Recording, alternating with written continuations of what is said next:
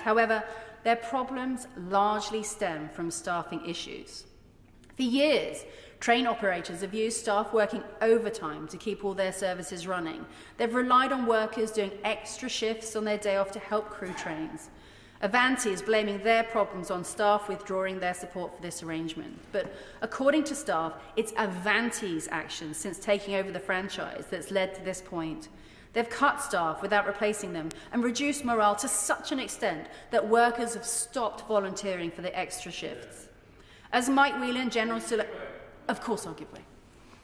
I thank her for giving way. On the point she's making regarding staff, my understanding is that Avanti, since they took over the franchise, have got rid of 175 catering roles, which is having an impact on the service they provide on board in standard class as well as first class. It seems to me that the service that Avanti are providing is significantly worse than what Virgin, the previous franchise holder, was providing. And I wonder if this adds to the comments she's making. Yes, Crosbie. Thank you. May I thank the Honourable Member for that very, very important intervention. And you make a very, very clear point about the services that are being axed, that are not only affecting the people using the transport, but also those that are trying to work on the trains and offer a good service. As Mike Whelan, General Secretary of ASLEF, said earlier this year, Avanti does not employ enough drivers to deliver the services it's promised passengers it will run. In fact, the company itself has admitted that 400 trains a week are dependent on drivers working on their rest days. Avanti says it's working hard to address the problems by recruiting more staff. It says it will have 100 more drivers by the end of December than it did in April. But Avanti staff are deeply unhappy and sceptical, as anyone who travels regularly will know. Many Avanti staff have been working on the route for years. They moved to Avanti from Virgin when the franchise was changed.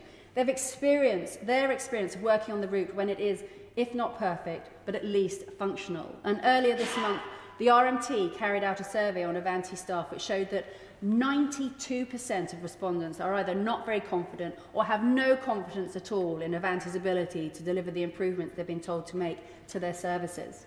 Over 80% agreed that their working lives had got harder since Avanti took over, that there were not enough staff on the route and that Avanti were mismanaging the workforce. Their own staff rated service to passengers at just 22 on the scale of 0 to 100. And one respondent stated the staffing issue started way before July. Jobs haven't been backfilled for a long time. Another said staff shortages have been an issue for months.